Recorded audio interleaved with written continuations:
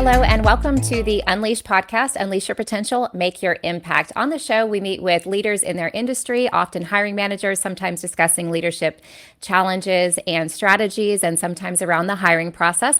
And we also learn from professionals who are making their impact, always with the goal of inspiring others. My name is Amy Miller, and joining us on the show today is US Marine Corp Officer Chris Kaprielian. Chris, welcome. Amy, thank you very much for having me on. Yeah, super excited to have you on. You've got lots of great accolades and achievements. And first of all, thank you for your service. Very much appreciate that. I'm sure that we all do. Well, thank you for your support. And also you are, US Marine Corps Officer, you are also a super dad and host of the New Mission Career Transition podcast. So I'm excited to dive into all of these and talk a little bit about what you're working on today. So let's dive in. So I understand you've been in the military for quite a while, and you are going to be transitioning out soon and retiring and maybe doing something a little bit different. How long have you been in the military, and when are you retiring? I've been in the military for almost 21 years. Wow. And I expect to be transitioning out of the military into a new career in somewhere around spring or summer of 2025. Okay. And do you have an idea just yet of what you are looking to maybe move into next? I do have some ideas. I have a very diverse background in program and project management, dealing with either construction or airfield services, supply chain management, distribution operations. So I'm kind of lucky in the fact that I live in Norfolk, Virginia, and Norfolk has plenty of ripe opportunities for those that are in those different types of expertise, because I'm trying to stay local. Right. Okay. Yeah. So it sounds like you've got a pretty broad skill set that the military has enabled you to develop. And so that sounds to me like it may be, I don't know if easy is the right word, but that should help you in transitioning out of military into civilian life, the private sector. But I do understand, I've learned in talking with you that it can be pretty challenging sometimes and maybe a bit scary for folks transitioning out of the military. I'd love to hear a little bit about some of why that can be challenging to make that career switch and what some of those challenges are, and then what you and others in your network are doing or try to do to overcome that challenge. Yeah, that's a great question. And I think just because of the nature of where I'm in and the unit that I'm assigned to, I'm surrounded by a lot of Marines that are kind of near the end of a very fruitful career and are trying to transition as well. And I think some of the common challenges that we have, and I think two or three things. First, it comes to lexicon. I've been working within an ecosystem where we created our own language. If you've ever met anybody in the military, sometimes they have a habit of talking in acronyms. Yes, I have noticed that, and I'm always a bit confused. I try to figure out what they are on my own without asking questions, but sometimes I have to inquire. Yeah. I'm going to try and not do that today. But the challenge lies in operating in two different languages. So I've had a very good career that uses a certain type of language, and that language also helps identify what it is that we do while we're in uniform. The language used in various private companies and even in some certain government sectors, it's a completely different language. So when you get attuned to using that language for such a prolonged period of time, making that transition and that adjustment and trying to understand what that other language is so that you can figure out where you're compatible is one of the major challenges. And tied into that, the second major challenge is where am I compatible? I mean, what is it that I do that solves a problem in the private industry or solves a problem in whatever my next career is? It could be staying in government service in a different form, or it could be an entrepreneurial effort. So how do I leverage what I've learned? Because um, for instance, as a lieutenant, I was a combat engineer officer. I don't think you're going to find many job descriptions that have any of that language in it. But Right. Combat engineer officer. Right. Okay. that's but it comes down to understanding what it is that we do, and I think you'll find that a lot of military service members that are transitioning after a long career, like say approximately 20 years, like me, they have a very diverse experience set. And in some ways, they're generalists, but they are generalists in usually some type of form that fits well into a private sector. So it's understanding a lot of service members have a problem with adapting to a new lexicon or a new language. Hmm. Then the second part is understanding where do I fit in a future career? Hmm. What about, I imagine that this is something that you've considered, but I want to ask about it because I think it's really important when you are looking to figure out what your next direction is going to be and you look at your skill set. You mentioned a lot of folks maybe being a generalist. Do you consider what lights you up, what really excites you, what you enjoy doing as far as what you have done? Versus maybe some of the aspects of your job that over the last 20 years that you really maybe didn't gravitate towards so much that didn't light you up? Are these elements that you're considering in your next direction? And do you think other folks in the military consider that? Like what lights them up versus maybe what does not? Yeah, no, that's a great question. I think getting the strategy is important, right? And we talk. And I'm going to use two words. I'm going to use strategy and tactics. Where Hmm. tactics is the mechanics behind how do I get the job, right? And then the strategy comes down to knowing myself, knowing what lights me up, and knowing what turns me off, right? Hmm. And so sometimes if you can't answer the question right away about what lights me up, you can probably go through um, a good mental drill on what doesn't, so I know Yep. not what to get into. And I think a lot of service members sometimes get wound up in the tactics because there are so many resources on how do you do well in an interview, or how do you generate the right resume. Hmm. But but what the process that I went through to figure out what lights me up is really serves as a good guide, a means of guiding my future career, so I don't go into some place and automatically know after 6 months I'm pretty miserable and I shouldn't be staying here. Um, and, Right. that, and it's holistic too. First and foremost, I love being a dad, right? Yeah. Second, I love serving people. I love making a meaningful contribution that enhances somebody's life, right? Hmm. And it could be direct or it could be abstract, right? And third, I love working with people. I love working for people, and sometimes that interaction is what really kind of fires me up. And lastly, I like problem solving, right? Hmm. So and I don't have to be the person that actually, and I found this throughout my career, as you get higher in seniority in whatever organization you are, usually the problems get more and more complicated, because if they were easy to solve, it would be solved at the front line level, right?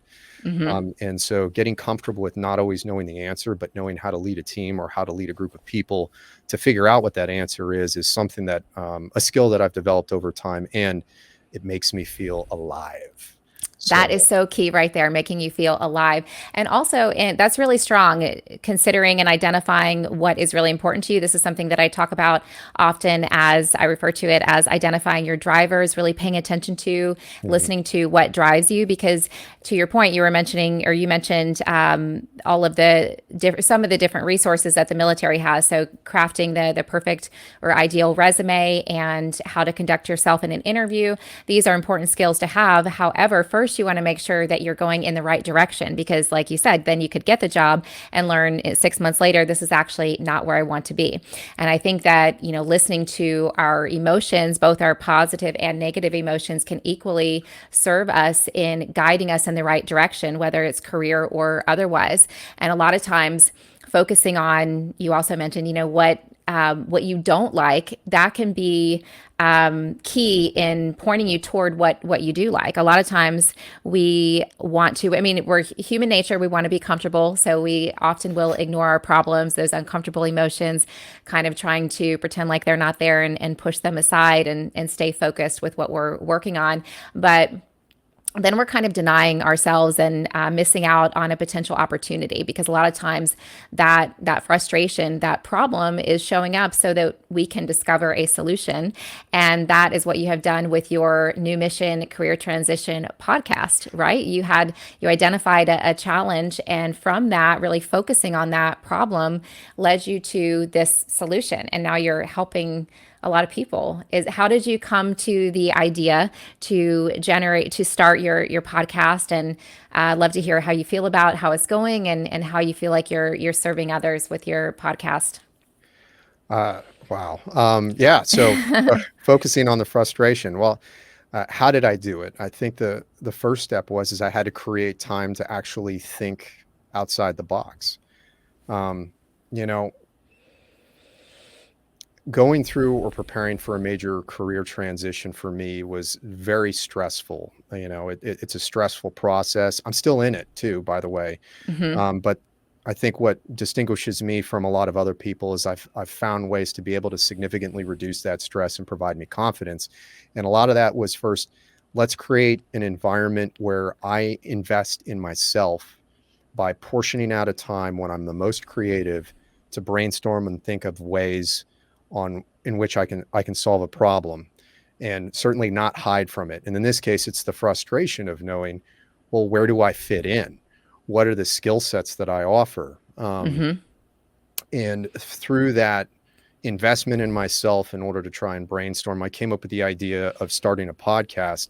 And the podcast would be focused on interviewing people that were in the exact same position that I'm in now, that have already transitioned out of the military into a successful career, and have hindsight, at least 2 years hindsight, Hmm. on what worked for them, what didn't, and how did they overcome the same challenge. And I'm finding a vast majority of them have the exact same question when they're going through the beginning part of their transition.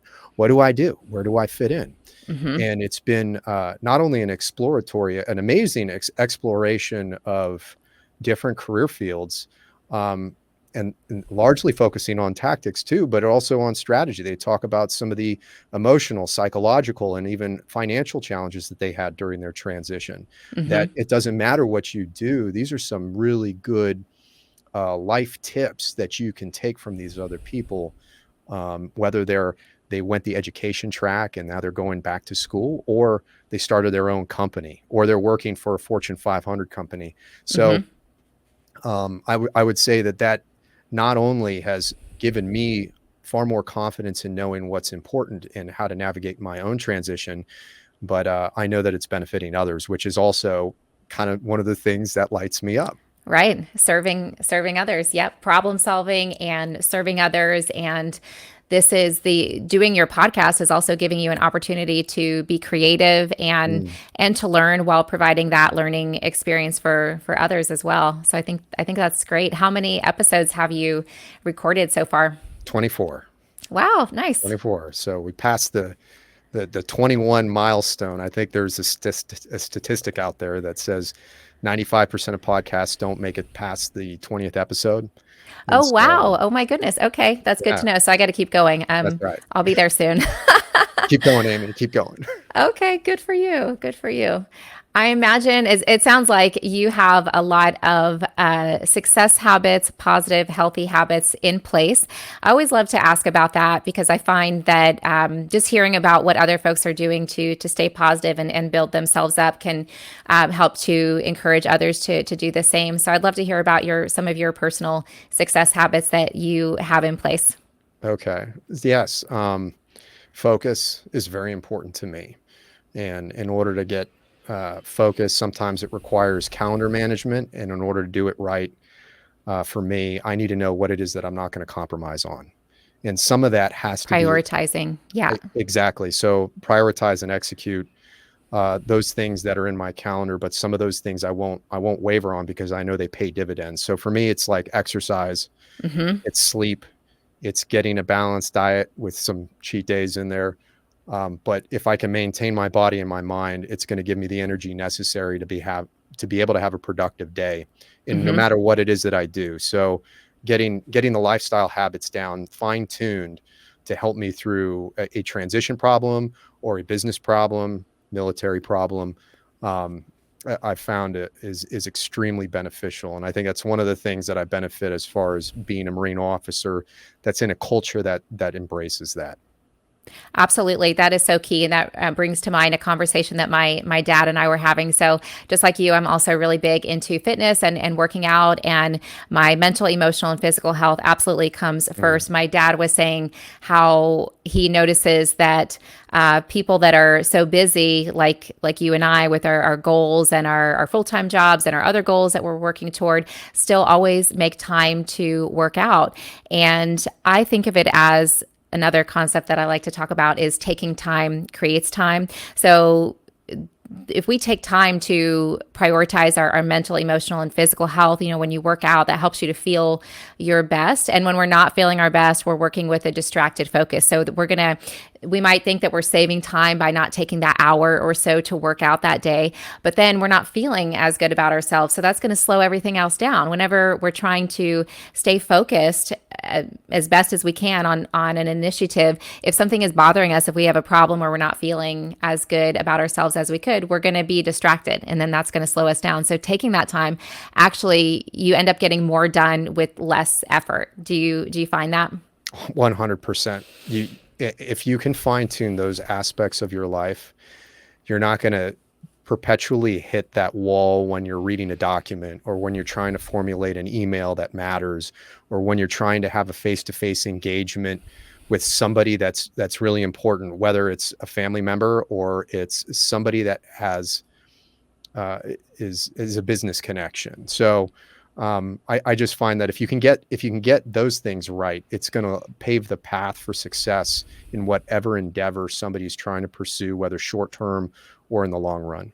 Absolutely. And also, when we're feeling good, then we are present. And then that's when the ideas come. So, when we've got these distractions or we're not feeling as good, we have a more challenging time listening to our intuition, which is showing up through our emotions, which are there to try to guide us in the right direction, whether that's, a negative emotion, fear based, or frustration, like we've been talking about, or something that's positive.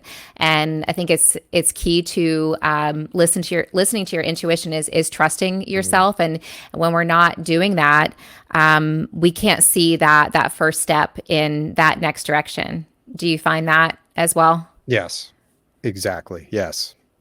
And a lot of times, tell me if you have felt like this, or if other folks that you talk with, maybe on the podcast, or some of your listeners, a lot of times I see people getting, and it's human nature, getting stuck on the outcome goal, how it's got to be this way, but I'm not sure how I'm going to get there. And then that can stop us from getting started.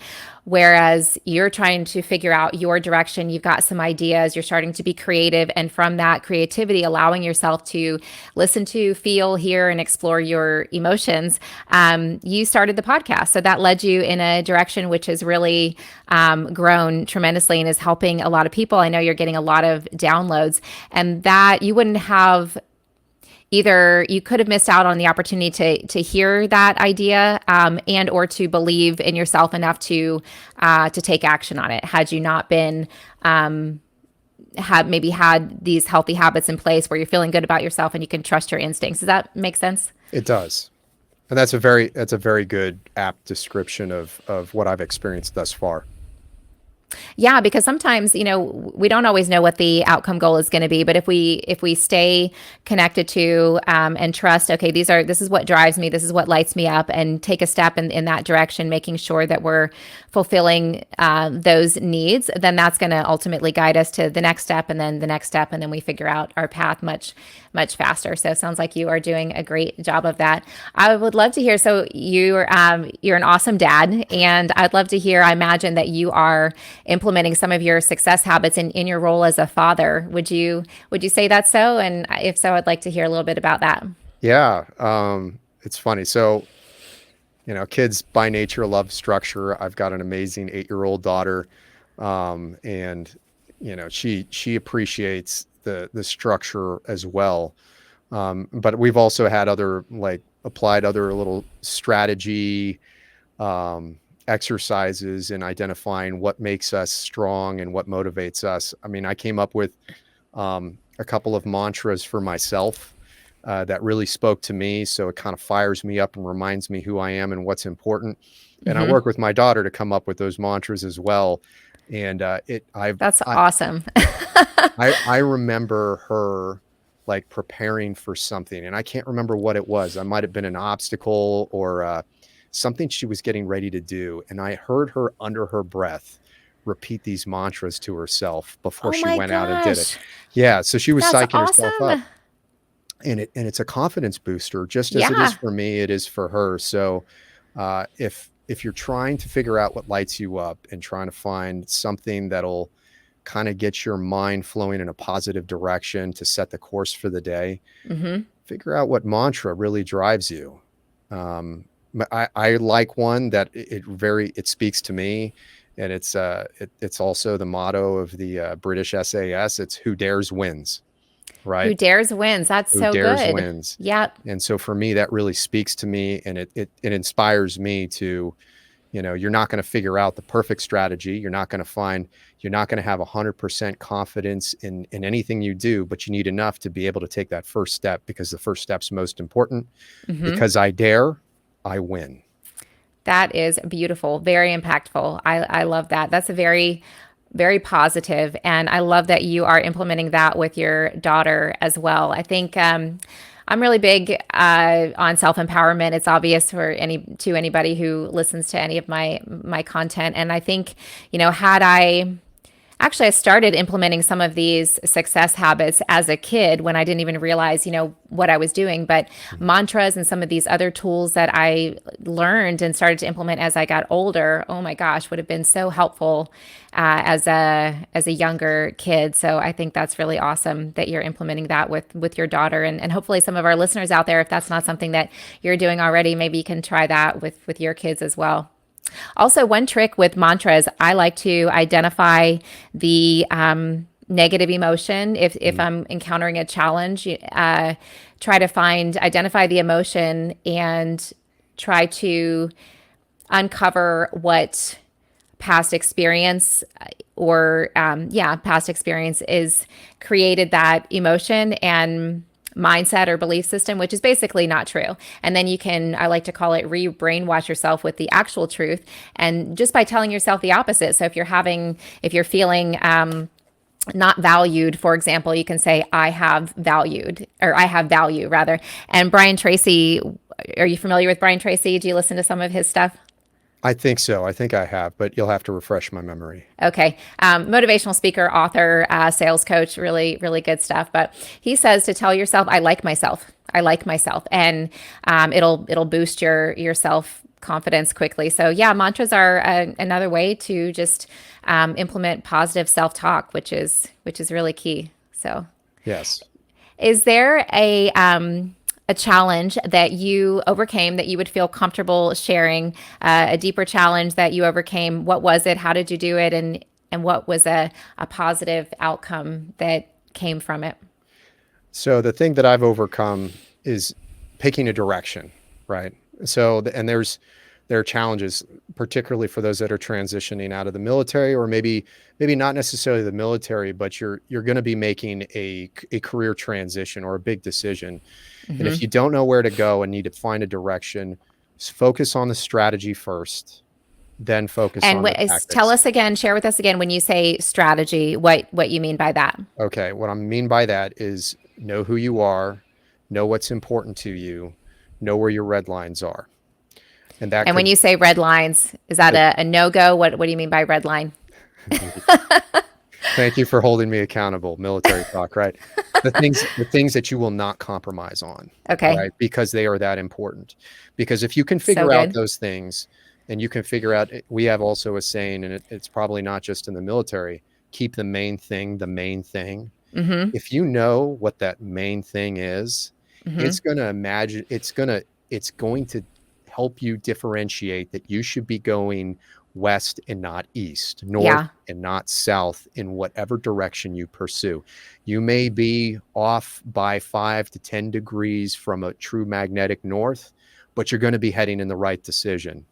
You're going to be heading in the right direction. Making the right decisions that are going to take you in the right direction. Absolutely. And that Yeah. also kind of underlying there is establishing boundaries. And that's really key feeling successful, feeling aligned, feeling happy, which again is going to help you stay focused and eliminate those distractions.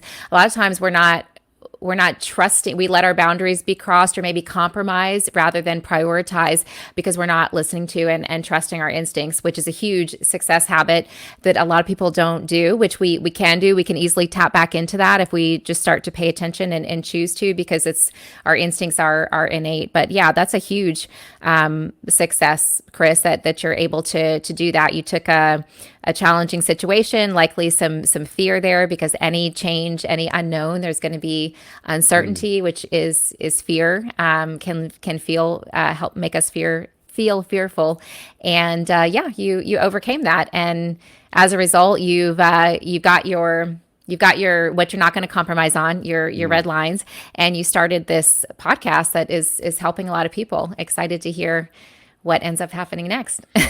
So am I. I did want to just mention you've got a lot of accolades, and hopefully you take time to celebrate yourself and remind yourself of the achievements that you've done. But one of those is you earned the Bronze Star Award for your operations management in Afghanistan. Is that right? That's correct. Yeah. So do you ever stop and think about, how did I achieve that? What healthy habits or mindset drove me to achieve that award? What qualities do I have that led to that success? Is that something that you ever consider? Yeah, I do. I will tell you that most of the Marine officers and senior enlisted leaders in the military, when they get an award, a prestigious award, they'll tell you the same thing that I'm going to tell you. A lot of that was also due in part to the amazing professionals that I worked with. But there were also things that I look back on that I did that I'm particularly proud of. I mean, we were helping make decisions, and in some cases making decisions that were life and death, that made the difference Wow. between succeeding in an objective, a military objective or not, and doing it in an environment that is hostile. And so I look back at my time and what we were able to accomplish and the things that we did and the people that I got to work with tremendous pride. That's very special and very impactful. It can be, well, like we've been talking about, super challenging to listen to and then heed our instincts, and then you're doing that in a high pressure situation. And so that's a big accomplishment, definitely something to be proud of.